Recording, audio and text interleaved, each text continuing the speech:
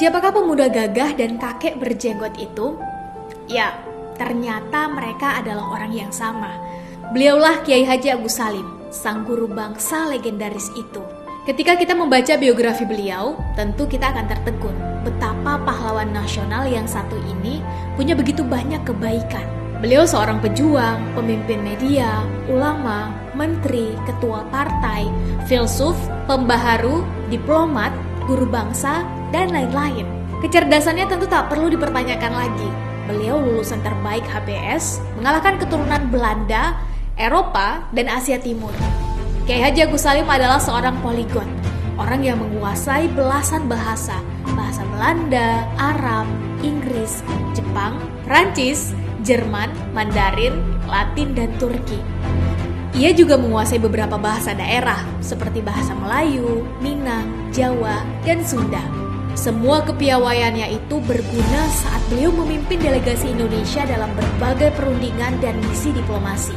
Salah satunya adalah misi diplomasi ke Timur Tengah selama berbulan-bulan untuk mencari dukungan sekaligus pengakuan atas kedaulatan Indonesia.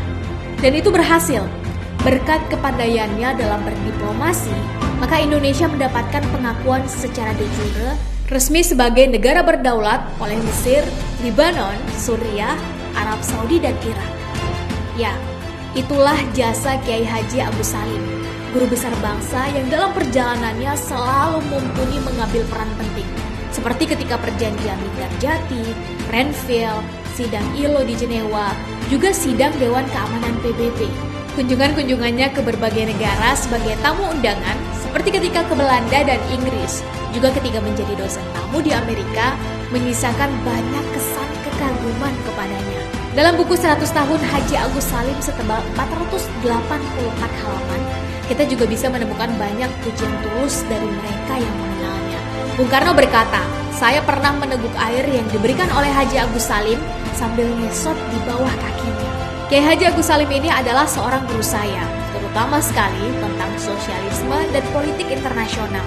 Sangat broad-minded, terpelajar, lucu, dan ulama yang intelek. Begitulah kata Bung Karno. Hamka berkata, itulah manusia yang nilainya sama dengan sejuta manusia, bahkan lebih. Jarang-jarang Tuhan memberikan manusia semacam itu dalam alam ini, apalagi kepada suatu bangsa. Profesor Samer Horn dalam catatan hariannya, 14 Oktober 1946 menulis, orang tua yang sangat pandai ini adalah seorang yang sangat jenius dalam hal bahasa. Ia dapat berbicara dan menulis dengan sangat sempurna, setidaknya dalam 9 bahasa, dan mempunyai hanya satu kelemahan, yaitu selama dalam hidupnya melarat. Demikianlah tulis Profesor Samer Horn. Ya, Kiai Haji Agus Salim adalah seorang yang bisa dikatakan hidup melarat. Dengan semua kepandaian dan jasa yang dimilikinya, tentu mudah bagi beliau untuk hidup mewah. Tapi beliau lebih memilih untuk pindah dari rumah kontrakan dari satu gang sempit ke gang sempit lainnya, demi menjaga totalitas dan keikhlasan dalam pengabdian. Leiden is legend. Pemimpin adalah tentang berani menderita.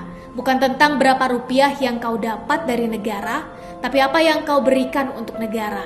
Dan itulah yang membuat kawan maupun lawan segan dan simpati padanya. Selamat jalan sang guru bangsa. Amal dan jasamu teladan abadi sepanjang masa.